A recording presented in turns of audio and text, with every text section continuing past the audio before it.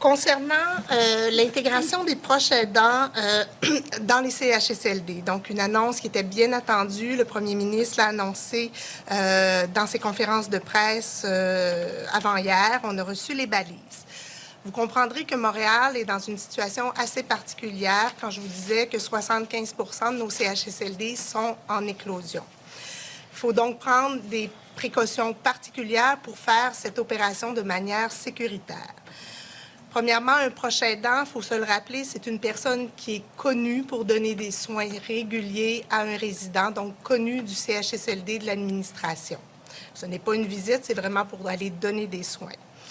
Donc, la préparation qui va être attendue est quand même assez exigeante. La formation, être capable de mettre le matériel de protection et évidemment un consentement bien éclairé parce que ce n'est pas un risque zéro que d'aller dans les CHSLD.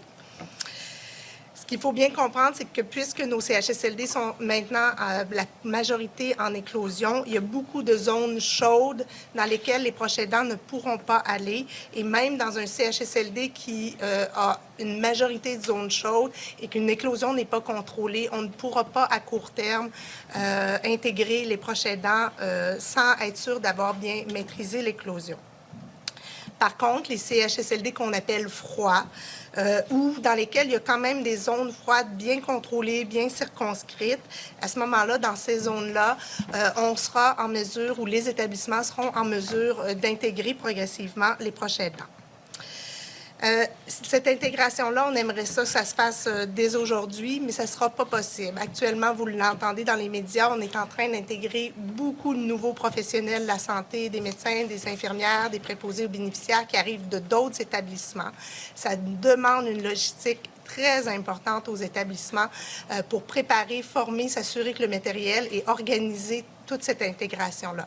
Donc, il va falloir être patient. Pour Montréal, ça va prendre quelques jours et selon le statut de l'établissement, vous serez informé localement, donc par les gestionnaires, s'il sera possible ou non d'intégrer et évidemment, comment on va vous préparer. Il va y avoir des horaires pour ça. Évidemment, on ne veut pas avoir que 80, par exemple, proches aidants arrivent en même temps dans l'établissement. Donc, tout ça va devoir être coordonné minutieusement. Donc, je le réitère, on souhaite que les proches aidants viennent et contribuer et surtout viennent donner des soins à la personne qui leur sont chers, lui est cher, mais on doit s'assurer que tout est en place pour que ça puisse se faire de manière sécuritaire. Plusieurs nous posent des questions sur le déconfinement. Le déconfinement pour une grande région qui est vraiment l'épicentre du Québec, mais aussi l'épicentre, je dirais, canadien, c'est quand même une chose qu'on doit bien planifier parce qu'on veut un déconfinement sécuritaire et surtout prévenir la possibilité d'une deuxième courbe épidémique ou vague de cas qui pourrait aussi surpasser la capacité de notre système de santé qui est déjà durement éprouvé. Montréal a des caractéristiques particulières, la densité de la population, une grande mobilité de la population avec des systèmes de transport, trains, transports en commun qui peuvent poser des défis. Et évidemment, en étant l'épicentre et en ayant été très touché au niveau tant de la santé publique, mais du réseau de la santé, on doit tenir compte de tous ces facteurs-là et s'assurer que les conditions et ce qu'on a besoin d'avoir en place pour être capable de faire ce déconfinement de manière sécuritaire se fasse bien. Donc, actuellement, nous travaillons avec les différentes directions régionales de santé publique du Grand Montréal et aussi avec les maires concernés par ces régions-là pour regarder des éléments plus spécifiques à notre réalité qu'on doit intégrer dans cette stratégie de déconfinement et on sera en mesure de vous communiquer progressivement des mesures qui seront particulières et plus spécifiques à notre réalité. En terminant, on a eu beaucoup de questions sur toute la question des jardins communautaires. Donc, rapidement, on va pouvoir vous donner les conditions, un avis et les conditions qui pourront encadrer la réouverture de ce type de service-là, mais d'une façon sécuritaire, parce on juge que c'est quand même un service qui touche la sécurité alimentaire et qui est important pour les Montréalais.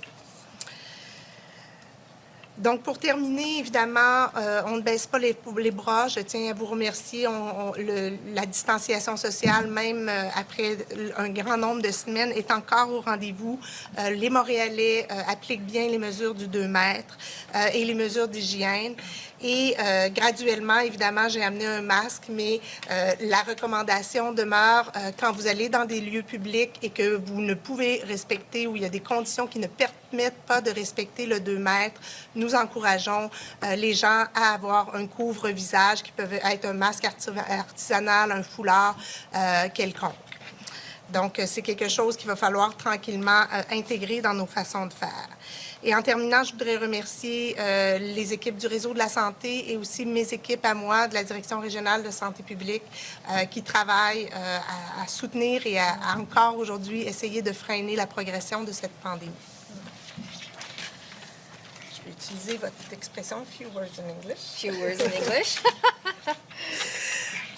So the Montreal situation as for today, we have 7,281 Alors, les autorités de la ville de Montréal qui font le point essentiellement, on l'a vu, Montréal aussi, comme Québec, sans qu'on ait rien appris de nouveau, prépare des plans éventuellement pour la reprise graduelle des activités. Également, Montréal qui met en place un système pour faire en sorte que les personnes âgées, surtout celles vivant seules sur le territoire de Montréal, soient jointes au cours des prochains jours, des prochaines semaines, afin que personne ne reste seul pendant cette pandémie.